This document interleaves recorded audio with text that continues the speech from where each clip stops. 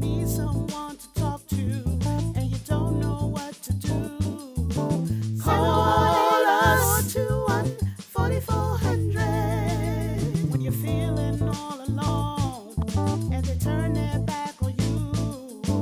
Call us 214-4400. Call us 214-4400. Call us 214-4400. Call us.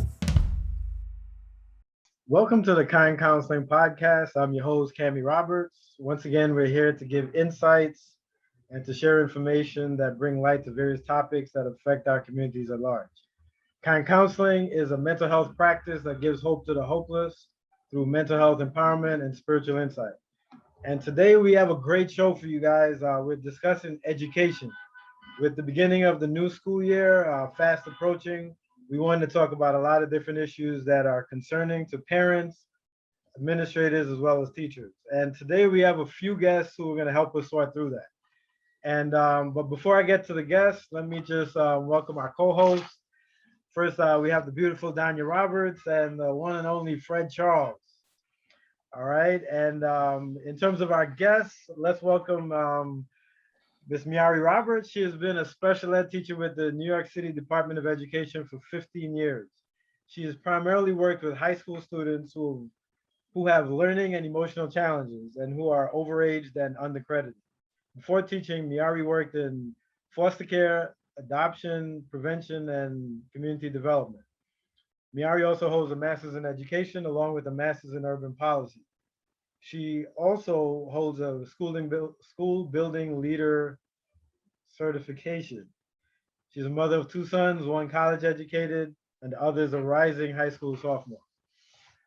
Secondly, we have Mr. Ishmael Hall. Ishmael has taught ELA in both middle school and elementary school. He served as an instructional coach, academic dean, dean of students, director of culture, and school leader at a number of charter schools. Ishmael is now doing his life's work by traveling across the country to schools and school districts to provide professional development, teacher training, and leader training that builds school capacity while working with schools to implement anti-racist practices and to dismantle the systemic structures that have historically failed our students. Let's welcome our guests. All right. Okay. Okay, everybody's on mute. Okay, all right.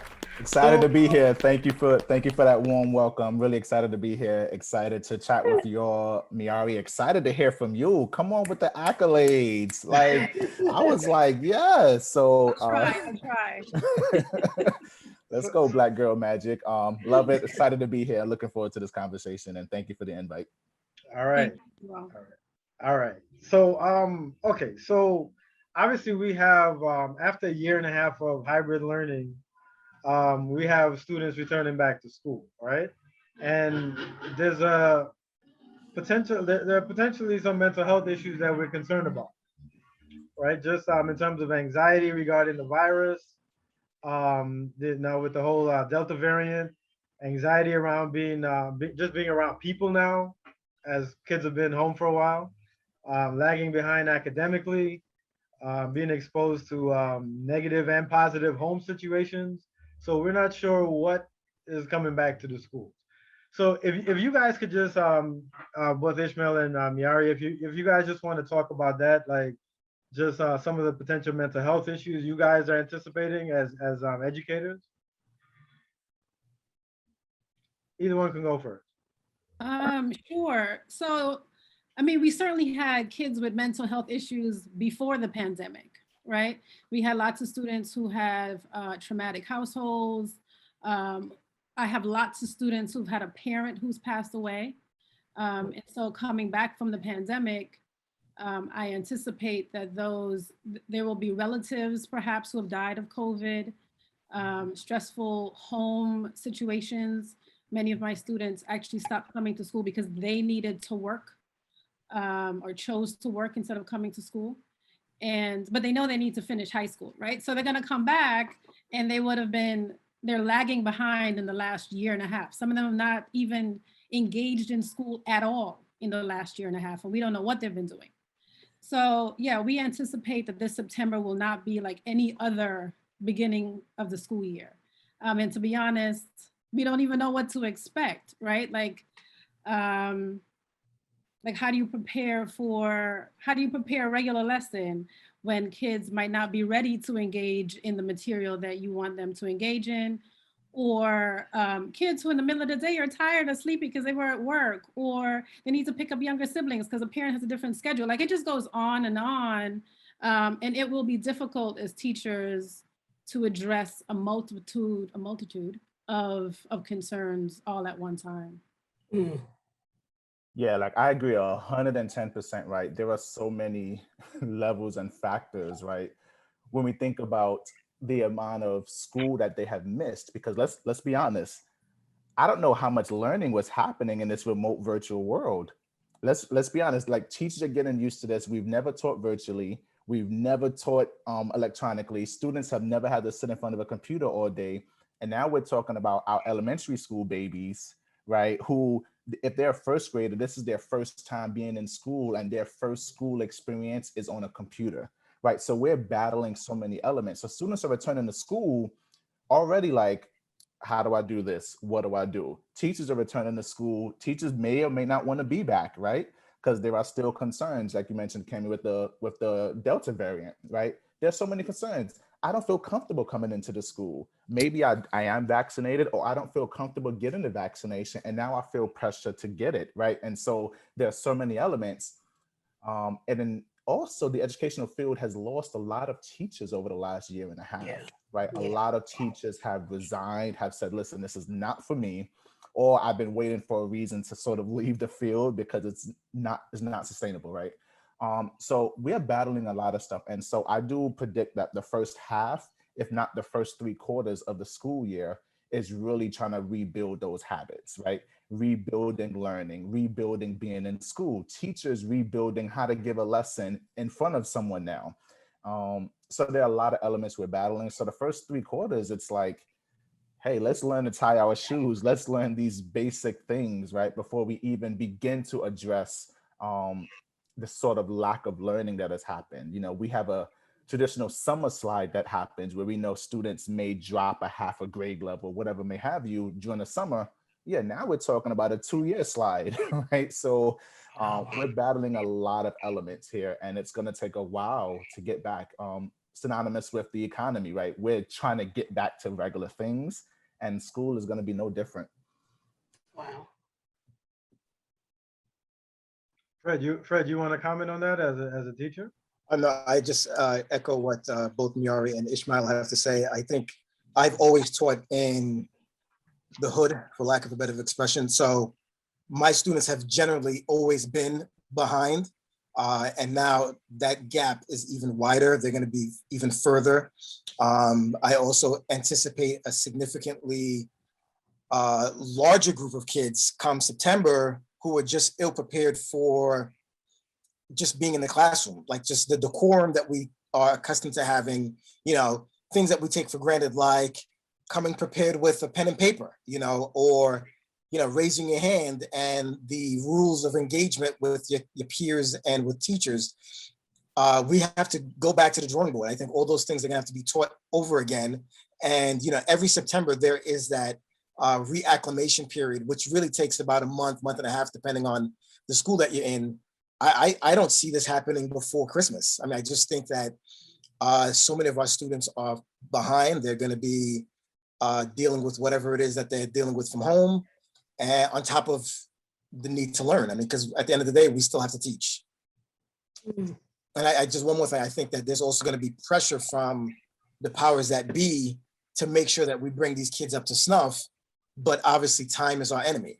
And, you know, the guys who are making the shots, calling the shots, they want things done yesterday, but that's just not a realistic expectation, considering the traumatic experience that we've had for the past 16, 18 months. Well, let me ask you guys. I mean, like normally we, you know, I think during the pandemic, for the first time, we actually saw how important teachers are. Okay, because I think a lot of parents just take teachers for granted. So let me ask you guys first, as teachers or as educators, how do you feel about going back to school full, open fully under these conditions? Well, they don't appreciate us that much because I don't see no changes in the salary bands or listen here, right? Money talks. So if you appreciate the educators that much, I can give you a hug and I see you, man. Like, you can't give any hugs. No and hugs. you can't I give any forgot. hugs, right? You All can't right, get no. Yeah, I think you hit the nail on the hammer, right? You hit the hammer on the nail on. You hit something. And, like, we are valuable, right? Educators are valuable, and we see firsthand, right? And we saw that. I don't think the teachers feel that value because of the pressures to return, because of the pressures to get students up to snuff, as Fred mentioned, the pressures of trying to navigate the family life of their own families, the family life of their students, the school. I mean, there are so many pressures from so many different directions that I feel like it's hard to feel that appreciation because of the pressure to start, because of the pressure to get lesson plans right, because of the pressure to move students to grade levels in a short period of time. And I think because of those pressures, it's difficult to strike that balance between, hey, we need to get this thing done, but we also want to show that we appreciate you. And I think the danger there is, I know a school in Brooklyn that they said, hey guys, we know we're coming back, so we're just going to eliminate dress code policy for both students and staff. And it's like, okay, like I get what you're trying to do, but also, like, without any clear measures and clear structures and clear accountability systems, we run the risk of running amok, right? And now you have to battle other things. So I think it's a difficult balance between, like, trying to give and show that we appreciate, while also trying to get things done. And I think I'm just not sure that teachers feel that appreciation because of all of the pressures around them. Yeah, and just to add on as well, I mean, teachers always were, so at least I am a teacher who is so much more than just a teacher in the classroom, right? Like, there's the mothering, nurturing, social working, giving kids snacks, right? Like, there's so much more that happens than just trying to teach them how to read and write. And I anticipate that will continue, and maybe even more so, because there will be, kids love to talk to us, right? Like, they haven't been able to see us in the last year and a half, and I think many of them are excited to come back to school, and they don't understand that school still will be a little bit different than it was when we left in April of 2020, expecting we'll be back at school in 2 weeks, right? Like, nobody knew it was going to be so long. And we're just all trying to figure it out while trying to meet the standards. I don't think that it will be normal in that way. In New York State, there have been things that have changed, right? Like, maybe there weren't Regents exams in January and June and August. We don't know yet if those things will continue. Perhaps they will see that it can't happen again in January because kids are not ready, teachers are not ready. Maybe kids haven't come back to school yet. I mean, the mayor in New York has said remote is not an option, but based on what's happening right now, maybe it will be an option. We didn't think this was going to happen in June. In June, we were like, okay, school's going to reopen in September. And now we're in a whole different place just a few weeks out from school opening. Or even being socially distant. What does 3 feet apart mean when there's 30, 34 kids in a classroom? How do you fit that many kids in a room? How do you ensure that their masks are always up? In my school, you always had to have your hat off. Like, who has time to take your hat off now when really the emphasis could be on you need to keep your mask up, right? So it's just a very different world than what it was when we left it in April of last year. Yeah, I've been in school. I went back in September of last year. We were there until Thanksgiving, out for 4 months, and then came back just before Easter. So I've spent a good 6 months thereabouts in the school building. I'm not afraid of COVID being in the building. I think they've done some really good job of providing us with PPEs. We have ventilation out the wazoo. And my school is small, so we have the ability to socially distance. But this is, of course, with 2/3 of the kids being at home. When September comes, even in a small school, like Miari said, how can you have 20 kids in a classroom and socially distance everyone with 3 feet? That's an impossibility. I guess my concern is the expectations that administration and the city is going to have for us under these crazy conditions, when we really have to do so much rebuilding of these kids' confidence, of their behaviors, of the basic skills. But the people who are making decisions as to whether or not I'm a good teacher or not, they're probably not going to have the patience that's going to be warranted under these circumstances. Yeah, and one other piece I want to touch on too is like New York, we don't have an issue getting teachers. There is a pool and a pipeline of teachers waiting, right? There are a pool of pipeline of teachers waiting to get into the DOE systems, waiting for recommendations, right? We have TFA, we have Teacher Collaborative, we have New York City Men's Teach. We don't have a shortage of teachers. Outside of New York, however, it is not the same thing. So now when you talk about a Tulsa, Oklahoma, where there is a teacher shortage and they are paying construction workers and other individuals to join the teaching field, no teacher's license, no degrees, no experience. Hey, we just need bodies. Please come and teach our students, right? So there were already teacher shortages, and those states are also more lower paying states in terms of teachers.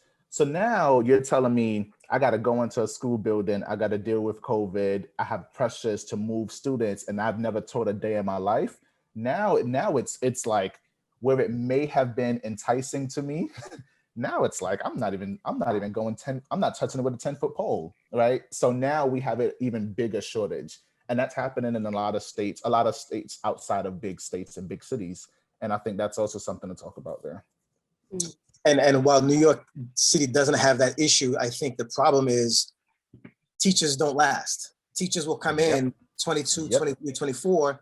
They may do 3 years and then they're gone because the system, it's a machine and it will crush you. I think it's designed to crush you for financial reasons, and that's another show. But I think, if you've made it to 15 years, if you've made it to 10 years, 15 years, you're in a different psychological place than the new teachers. And like Ishmael said earlier, a lot of teachers have resigned. A lot of teachers have retired. They've taken this opportunity to just say, you know what, I got my 25 years, I'm out of here. You're going to replace them naturally with younger people. And if these young people are feeling not supported, which I'm sure is going to be the case because of the circumstances, this issue is not going to just be a 2021, 2022 situation. This is going to go on potentially for the next generation, because without good teachers that have experience, that have 10, 15, 20 years under the belt, you're just going to be dealing with a situation where everyone's new, everyone's on the job training, and the losers are going to be the kids, because they're never really going to get an education that they would ordinarily get with seasoned teachers. Right. And just to add on, there is one area where there is a shortage of teachers, and that's in special ed. So if everywhere. So if folks want to go into teaching or considering an additional license in teaching, special education is one of those areas where there is a shortage and probably will always be a shortage. Yep, absolutely. Nobody wants to deal. Well, Dania, do you, as a parent, do you have concerns, with your teenage daughter going back? Yeah, absolutely. Yesterday, actually, because both our son and our daughter were entering first year of high school and first year of college, respectively. So they only had one semester, just one. And then, in a few months, and then everything was shut down. And so yesterday, Nia said to me that she's concerned about going back because she doesn't remember the school that well.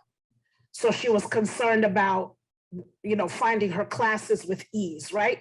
Because most students have the advantage of being in school the whole year through. She had one semester roughly, and then she had to learn from home. So I think there is a little bit of anxiety on her part, readjusting back to being in the building, figuring out where classrooms are again. walking through crowded hallways because she goes to Midwood High School and it's a very crowded school.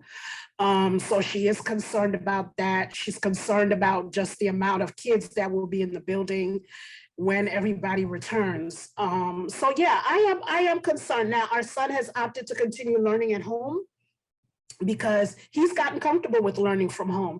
And I've wondered about that too. Like, is he going to be able to go back to a school building ever? You know, because we questioned him. We were like, well, why are you taking classes online? You have the option to go back into the building. And he said he wants to stay at home. So all of that is going through my head. Like, is this a result of the pandemic? Like, is there a little bit of anxiety there about going back among the crowds and all the people? Because I know that our daughter would definitely opt to stay at home if she had that option. So I am very concerned, you know, about the fact that they're being robbed for lack of a better word, of the high school and the college experience, because, you know, she's going into her junior year now. So it's really only 2 more years for her and for him as well. So I am concerned about that. And I'm concerned about the mental effect of all of this on them. Trying to figure out ways to prepare her more so, because she's going back to the building mentally. And I don't know if you guys have any suggestions about what could be done, what should be done. What are you guys doing to prepare yourselves mentally to go back into the building? Because it's a lot. It's a lot to deal with.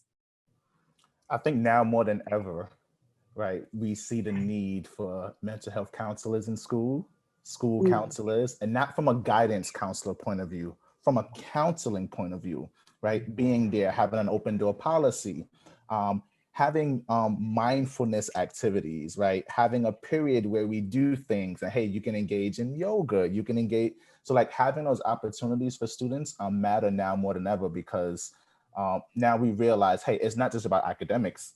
It's never just been about academics, but if you thought it was, now you understand it's about the social emotional wellness of the student, right? And understanding that a student who's not mentally well can't learn. A student who's having issues at home can't learn. A hungry student can't learn. And so like now more schools are seeing the need for these services, right? And in addition to that, it's like we're seeing the need for relationship building, right? There used to be a time where I'm just a teacher. I'm not your friend. I'm not your this. I'm not your that. I'm just here to make sure you pass. And if you don't focus, then you just don't pass, and that's on you. That sort of teaching is out the door, right? We know students need a champion. We know students need to feel seen, heard, loved, supported. That starts with relationship building. Relationship is the foundation of everything, right? Once you have that kid and once they see you as, oh, Fred, yeah, he's that guy, man. I want to be like him. He always looks out for me. He's always checking on me. He's always asking me how I'm doing. Miss Roberts, oh, she's dope. Yeah, you got to talk. You ain't talked to Miss Roberts yet? Yeah, go talk to her. She got to help you out, right? So we see the need and how powerful those teachers are. And teachers who are that way, who are what we call no nonsense nurturers, right? So we don't take tea for the fever, right? We hold you accountable, but we also show you love and care, right? So we realize how much better those teachers are and how much better those students do in those teachers' classrooms, right? And now coming out of this pandemic, and well, we're not out of the pandemic, but going back into the schools, it's like, yeah, we really need to ramp up our counseling, our mindfulness, and we also need to ramp up and show teachers how to build relationships with students. Sometimes they just don't know. I've never had that. I've never had a relationship building teacher. I've never had a no nonsense nurture. What does that mean? What does that look like? Well, hey, let me show you and let me tell you and give you some real life tools on like how to build relationships with scholars, right? Yeah. The like button and subscribe to our YouTube channel. Now back to the show. Oh, I love that. I'm gonna need a sign that says "No Nonsense Nurturer." Got you. I think that describes me to a T. But I think one of the things that parents have to do, Dania, is, so it's August. If you haven't heard from your school yet, you should be starting to hear from your school. And parents need to make sure they are at the Zoom meeting, because they're all going to be Zoom still, right? Reading the emails that might come, perhaps they'll come in the mail, but stay on top of all the communication. It may be difficult, but stay on top of all of the communication that the school is going to send. What is the first day going to look like? Are all the kids coming back all at one time? Is there a time that my daughter is going to come back? Can I, walk her into the building? Can I, even though she's in high school, can I take her back to school? Because even though they're 17 or 16, there's a lot of things about them that are like 5-year-olds. Right? Right. It's still Right. in your hands to be held sometimes, right? And not just say, okay, get on the bus and go to school. So, as a parent, one of the things that I go to a lot of meetings because I'll do the teacher meetings because I want to hear it firsthand, and I do the parent meetings because I want to hear it firsthand. I don't want to hear the secondhand information from other people, right? I want to know, I want to be able to break down what the principal said and question him, right? Wait, that doesn't make sense to me. What else could my daughter do? Could she do this instead? Could she come in a little bit later? Whatever it is, parents are very, very strong advocates for their kids. And if you're not getting the answers that you want, then there's another level, right? In the DOE, there's definitely another level of contact that you could make if you're unhappy with the results that you're hearing. I don't know how large high schools are gonna do it. I really, really don't know. I happen to work in a small high school like Fred. So I don't feel nervous about going back to work. I also was at work, when school was open for those 6 months, but very few kids came to school. And I definitely didn't feel nervous. But I also know, I happen to be vaccinated, but I also know based on the numbers, a lot of my students will not be. And that is a concern for me. That makes me a little bit nervous. And I don't think their families will be either. Well, I'm sorry, Go Mia. ahead. I don't want to guess too much, but I'm vaccinated. I think there's value in it, but I think if everyone just wears their mask, Yeah, agreed. and if we really get into the habit of washing our hands as much as we possibly can, I think that'll mitigate a lot of the illnesses that we see, not only in New York City, but just I think nationwide. Right. I think people are just making foolish decisions. It's not all about the vaccine because no one took the flu vaccine last year, I didn't either. and there were like 200 deaths as opposed to 20,000 deaths the previous year. So I ain't have a cold in 2 years. I ain't catch a cold. Like, come on now. Right. I agree. significantly Yeah. before. So I think if we continue to do that, That's a good point, Fred. but we can certainly, if we can do that in our own personal lives and hopefully in our schools, we should be okay. Right. Yeah. I mean, I definitely agree. A mask, I think, helps to mitigate all of those things: the flu, strep throat. Like, we should just keep wearing masks, right? Because I'm with it. Let's start the petition. Keep wearing masks. I don't know. I'm just in general. We didn't have issues with kids because there were so few kids wearing their masks in the building. But now you add on, like you said before, now you add on 20 more kids and hoping that others will be compliant. Because last year you had the option of, if kids weren't compliant, send them home, right? They can do remote school. Well, that's not an option anymore. Wow. So you need kids to, fall in line. And I think they will. I think just like you teach them any other routine, I think kids will fall in line with that. But Dania, just stay on top of what comes from school. Yeah, well, I generally do. Do. I'm very involved with Isaiah when he was in high school, very involved there, and with Nia as well. I have not seen anything yet from Midwood High School. I'm hoping that they will do some sort of staggered schedule so that all the kids don't come rushing back into the building all at the same time. I know Nia is concerned, and whenever she's concerned, we're concerned. So I'm just waiting to see what their plan of action is. Like, I know you all are not about to have these kids bum rush the building that can't even contain all of them all at once. So I'm hoping that they're brainstorming, that they're in meetings now trying to figure out. But also don't wait.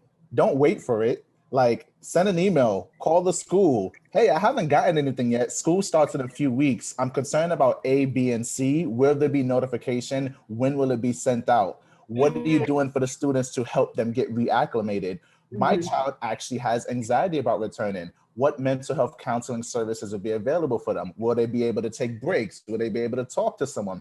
Like, don't Right. wait for that information, because it could be, yes, they're working on those things. It could also be that you raise a part that they actually didn't consider, right? Okay. So there's power in you. Hey, I just wanted to call and check up. I know you guys are planning, but hey, here's some of my concerns. How will they be addressed? Right. And be proactive. Like Miari said, like you parents are the biggest advocates, right?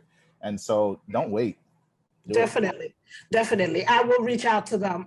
The other thing that she's concerned about is having to wear the mask all day, because it is a big school. Sometimes she has to go from the first floor to the fourth floor to a class. And, she's like, I don't know if I'm going to be able to breathe walking up all those steps with the mask on my face. So that's a concern for me as well. Like, I just don't know how they plan to do this, but I definitely will reach out to the school. They're pretty good about communication. I will give them that. But so, like I said, I haven't heard anything yet. So maybe it is on me to reach out to them and just get the information that I need.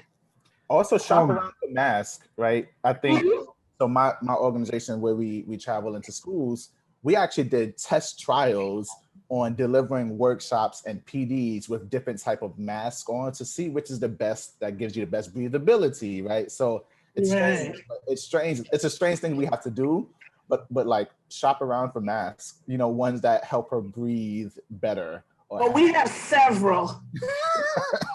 So we have the KN95, we have the the cloth mask. We just, have all of it. And she's wondering if she's going to be able to pull the mask down while she's sitting in class so she can breathe in some oxygen and not carbon dioxide the whole time. So all of those are things that she's been thinking about and just expressing. And so I've been thinking about it as well. Well, let me ask you guys something. As educators, I know you guys haven't started back yet, but in terms of the social, emotional learning issues that you guys that we're assuming that we're going to encounter this coming school year, what has the school system done to prepare the teachers for these issues? That's a good question. Well, I don't, as a system, I can't say that they've done anything whole system wide that trickles down to individual schools. I know my school began to address how that's going to be, worked on in September with a small portion of the teacher population, but not. I can't say that we're going to go in September and we're going to be armed and ready to deal with these issues that our students are going to be coming into the school with. We certainly had the conversation, and I think the reality is we're probably just not prepared. We're just not, because. And I someone mentioned it earlier, not only do the students need help, but some of the staff is going to need help, because staff members have lost people, staff members have gotten sick, staff members have their own kids that they're worried about, so it's not just going to be us coming in with the answer and we're going to, solve our students' problems. It's really going to be a show to watch when September comes, because there's a lot of things that need to be addressed. Let me ask you guys something. In your professional opinion, do you think the return of all these kids going back to the building, do you think that's going to be successful? I don't know if it. I'm because no, it's a good question. It can be successful. Things like staggered schedules would help, right? And I would imagine in a big high school, they don't have a choice but to do that, because the CDC still expects that there will be social distancing, right? New York City Department of Education still expects that. The union still expects that to happen. I would imagine parents expect that to happen too.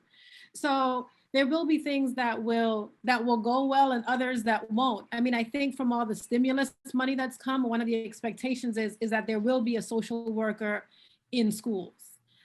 Schools need to be very creative about how they go about social emotional learning. One of the things we do at my school that sounds, what was that, Cami?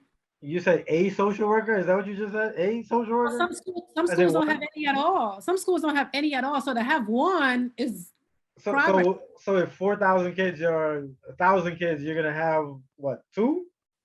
There might be.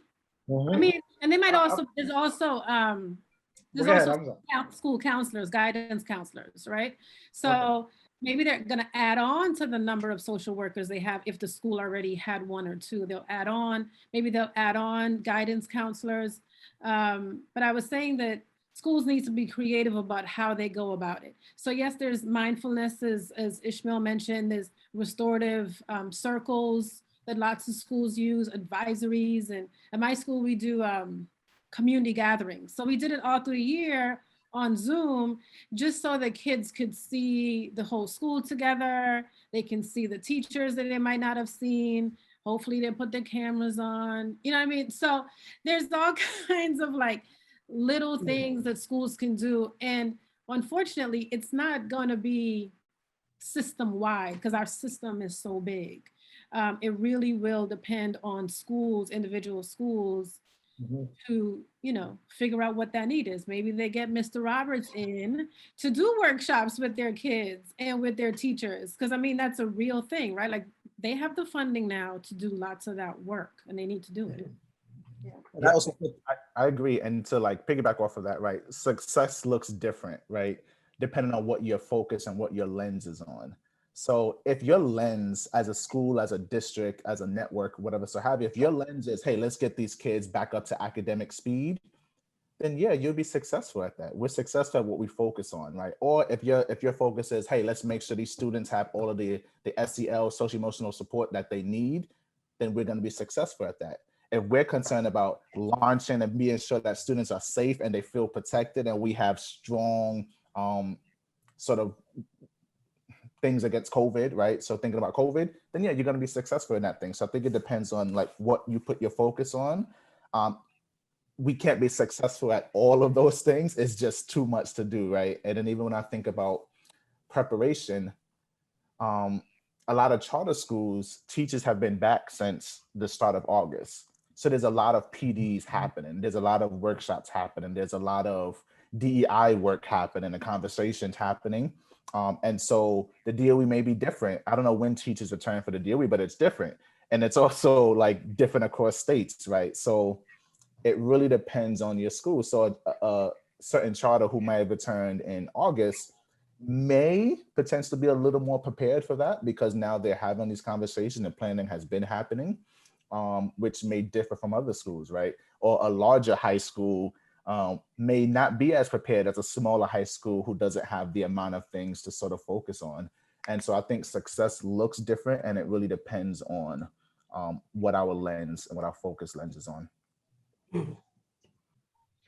Well, would you guys say that it's like unrealistic to say that for, let's say, from September to January, there's a primary focus on social emotional issues with some academics sprinkled in, or you think that, or that's too, you know? Unrealistic? No, I don't think it's unrealistic. I think when you think about a project plan, right?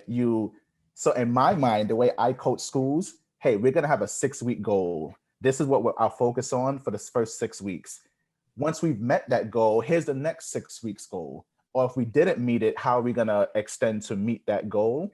And so I think when we break it up in chunks and have sort of check marks and checkpoints, we can be successful at these things. If our goal is to by January have students up to speed academically, have students know routines and systems, have teachers be held accountable, have teachers IPP their lesson plans and know their content like the back of their hand.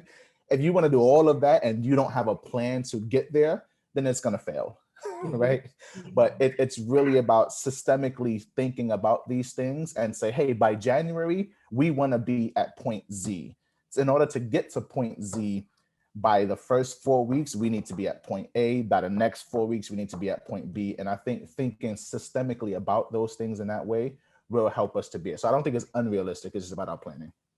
I'm going to disagree. Right. I just haven't been in the system, and maybe I'm just in my age. It's all about the numbers, and social and emotional can't be quantified, and it's not getting you the score that the state wants to see. So I think it's a sexy term, and we throw it around a lot, and it's one of the buzzwords that's been in the DOE for the last couple of years. Prior to COVID, And it's going to be shopped around and said, all the time. But I think when it comes down to the nuts and bolts, if the kids can't pass those exams, assuming that they're taking them come January and June, then all the other stuff doesn't matter. What matters is how many kids are graduating and can these kids pass these Regents exams? Yeah, I just to add on to what Fred is saying, I listened to the UFT town hall last week because the union tends to put out these town halls as school is opening. And one of the things they did say was that there was going to be a systematic way of assessing where the kids are academically. Like that's the plan first to do that. And after that, maybe at the end, I think the timeline they gave was the end of October. So let's say November, then there will be a plan to see where the kids are emotionally. In the meantime, I mean, like I know at my school, one of the plans in the first week is not to dive into lessons. We don't have that plan yet, to Ishmael's point, right? But we don't want to jump right into lessons in the first week because kids are coming back in, they're getting acclimated to their teachers. Maybe there's different teachers. Some of the teachers have left. Thankfully, nobody at my school, no teachers have passed away. But it's just completely different. And so jumping right into doing an essay is not really appropriate in the first few days of school, but at some point it will be addressed.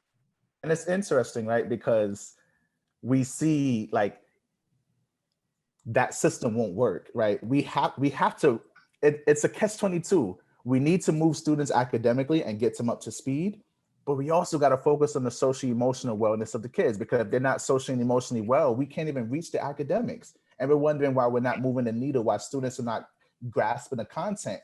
Hey, we need to focus on some things. So it's a catch-22, right? And that's like the bureaucracy of the educational system is like, which came first, the chicken or the egg? What do we do first, social emotional wellness, or do we do academics, or do we do academics and then social emotional wellness, right? So it's a, and that's the, I want to say the issue in like my research with schools and like how we don't prepare students to be successful, because we place a lot of emphasis on the bureaucracy of it. And it's like, yeah, we need the numbers. Yeah, we know we get per pupil funding for students. Yeah, we know we get a grade for a school if we attain a certain amount of students passing certain Regents exam. Like we know we have that stuff, but it's like, yeah, I know we got to do that stuff, but also we got to make sure these kids are whole and emotionally well by their own definition, by parents' definitions, right? And like first said, it's not quantifiable, right? So we can't say, hey, we're gonna get 100% of kids emotionally well by October. No, right? But we have to put some focus there. And so, and then there goes the debate between like the DOE and the charter world, and sort of like that whole realm of what do we focus on as an educational system. Yeah, I mean, I definitely agree that it's like which one comes first, right? Like you can't, the kids who don't feel as whole are not as successful, but perhaps you see that in maybe the attendance rates went up, right? Because if we can address some of the social emotional needs that they have, maybe their attendance rate goes up. Maybe they're more motivated and so they're passing more classes, right? There are ways to quantify it. I mean, we don't know if there's a direct link, right? But those could be some of the ways that you see improvement if they're actually not walking around the hall all day long, right? And they're in classes and they can sit there for 40 minutes instead of always having to get up, or there's less suspension. So whatever it is, there's a way to look at if kids are being nurtured rather than only passing, and surveys, like surveying the students and the families, like, do I feel loved? Do I feel supported? Do I feel like there's a teacher who cares for me? As a parent, do I feel my child is happy to go to school? Do I feel like my school is communicating with me, right? Like we can survey families and students, and we know there's issues with getting surveys back from families. So maybe we incentivize surveys and things like that. But like, we need to get some data around that, right? And like asking students, how do you feel? I feel happy coming to school. I feel sad coming to school. Like, I'm happy when I leave at the end of the day, or I'm sad when I leave at the end of the day, right? So, and obviously making it adjustable for different age groups and different grades. But like, yeah, surveying families and students. How do you feel? Let's hear from you, right? So. I have a question. Is it Okay. realistic for us to expect a turnaround come June 2022? Or should we really, as a system, say, you know what, this is going to be a 3 to 5 year situation that we're going to address. And realistically, and I know no one wants to hear this, there are going to be some sacrificial lambs because everyone can't be addressed. And there are going to be kids who lose out on not only the social interactions, but also, you know, the things like the prom and senior trip. That's not happening for them. Their lives are going to be devoid of those experiences that we as Americans enjoy and can talk about. Because I just don't see this problem being remedied in 6 to 12 months. And what do you guys think? I mean, I think that there should be that delay in accountability. Right? I'm not saying there shouldn't be any accountability standards, but like in June, we had to do Regents exams because the federal government said you still need a measure, right? So it's not going to completely go away. And then there's some schools that New York State will look at, your attendance rate was horrible. You didn't have enough kids who graduated, right? And they're not holding off on, we're going to keep your funding the same. We're going to, you know, not paying attention to those graduation rates for the next 5 years. Like that's not even a thing. It's not, that part is not going to happen. But to take care of our kids, I mean, maybe we give schools a little bit more time to get it together. So that we can focus on the things that kids and families need rather than just the basic, you got to pass this test, you know? But yeah, to your point, Fred, I don't know how realistic it is that we can do both of those things at the same time. That ideally, we'd want to do both of those things at the same time. Right. Yeah. I think it's obviously a 3 to 5 year plan, right? It's obviously not something we can't fix the entire system, right? Because there were things that were already broken that we were trying to fix, and now that got put on the back burner because now we got to fix new situations because we have in comes a new player, right? And so, no, we won't have it all fixed. I do, however, believe that, and it could just be to educate, like, I don't want to fail anyone. I don't want to drop any kid, right? I want to make sure I may not be able to address your issue, your concern.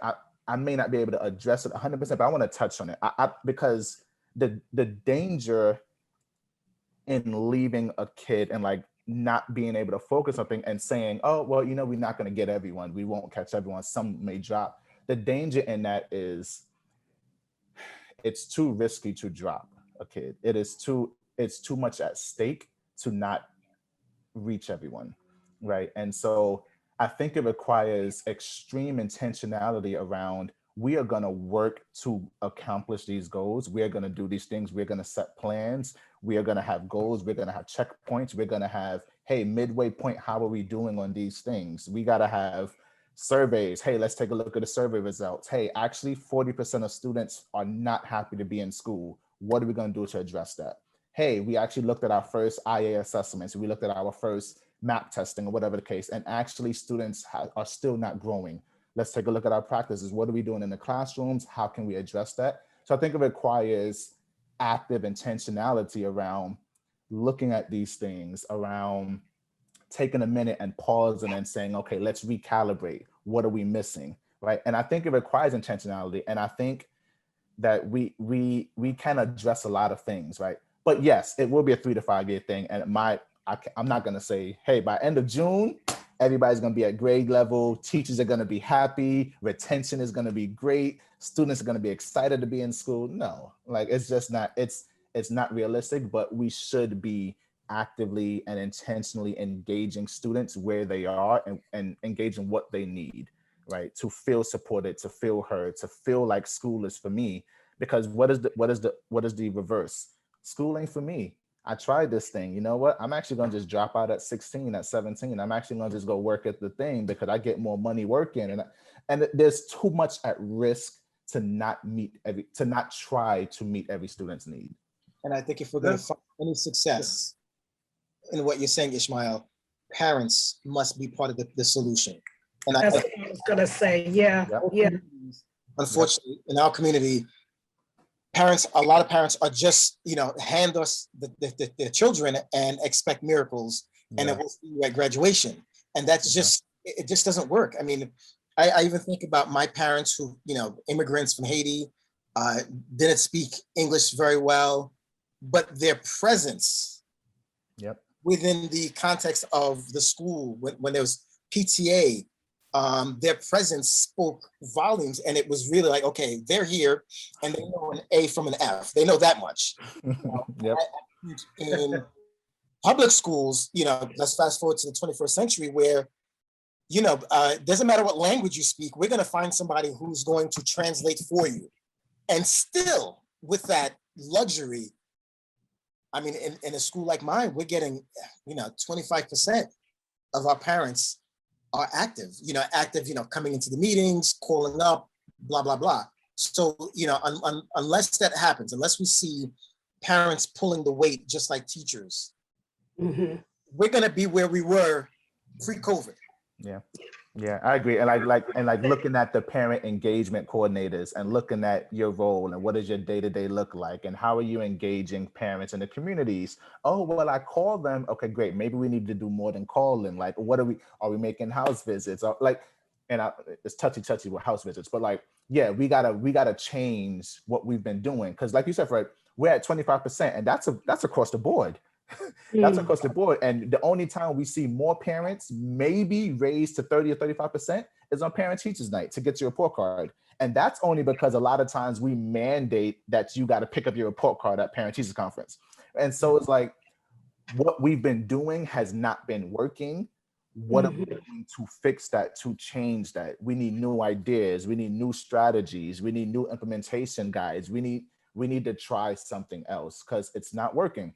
I come from an era where my pops was at the school all the time, right? All you got to do is say, Mr. Hall, I'm calling Mr. Hall, or hey, Mr. Hall. Oh, he'll say, don't even finish. I'll be at the school in 10 minutes, right? So I come from that era, but like you said, a lot of our communities ain't like that, right? A lot of our families today are, one, they're babies themselves, right? Two, they never had good experiences with schools or their parents being at schools. And as a result, I have no model. I don't know what it's like. I'm a first generation parent myself. How am I going to help my kid, right? And so there's a lot of different issues. But yeah, we got to change our strategies and look at that. I was going to say the same thing, actually, to, you guys are really laying out some great points and some great ideas, but it's going to take more than just the teachers because they're coming back with their own stuff. So they have suffered losses. They're, like you guys have said, they're dealing with worrying about their kids going back to school. So it's going to be hard for them to juggle managing students and they're managing their own stuff. So the parents have to be involved as well. And I think that's what's going to be necessary to make the school year successful. It really has to happen on both ends. Yeah, absolutely. And, oh, sorry, Cam. I had one last question, but before we end, but Miari, you can go ahead.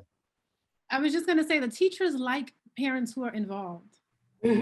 Like we know, like so-and-so's mama's gonna call. Let's make sure that you have all your feedback. You can tell her how he was doing in class. Like my kids' teachers always knew Ms. Roberts is gonna call, right? Even in school now, the principal is like, hey, Ms. Roberts. Like I think I've met him once in person and he's like, hey, because I've been at all his meetings with my camera on, right? Just making sure that he knows what my face looked like. I think he said to me when I met him in person, oh, you're taller than I thought you were, right? Because he knows my face. So, email, a lot of parents, their phone numbers change 5 times in the school year, right? Like give the teacher the updated phone call. Don't just drop off, and not even drop off. Let your high schooler go to school and never have contact again, right? Like you still have to make sure that the teacher knows you're a parent who cares about your kid. And even though you might have a lot of things going on, you have many of them have younger kids. They're working more than one job, but you find a little bit of time on your lunch break in the morning, you send the email. It's not, even now that you can still send a note, can you please call Ms. Roberts? Like, I need some information. Can you please call me? And there's a parent coordinator, reach out, stay in contact with these people to make sure that we know, that the teachers know that you're a parent who cares about what's happening with your child. It's really, really important. And you know what? I have one more question, but I think that's a good place to end, actually. I really like how, Miara, you put a nice bow on that. And I think that the gist of what I hear everybody saying is that it's going to be a team effort. This is not going to work, which it should be to begin with, but considering the circumstances, if the parents, teachers, and the administration aren't on the same page, we're going to have a serious problem. But listen, I just want to thank you guys for coming. You guys, listen, I learned a lot. You guys, it's great to see that you guys are on the same page, except for Fred. But but meaning you guys have all the same ideas as to how this is going to work. And I just want to tell you guys that we really appreciate you as Yes. and thank you for giving us an hour of your time. You guys were great, and hopefully we'll talk again on the Wait, we're done? What do you? That's all. Unfortunately, I want to keep talking. I gotta go do some mental health work. Maybe we can revisit once school has started and see how it's going. Yeah. That's a great I love idea. that. I love That's a that. great idea. All right, so thank you guys, and y'all have a blessed day. Okay. Thank you, guys. Thank you. If I ever took a loss, I learned a lesson.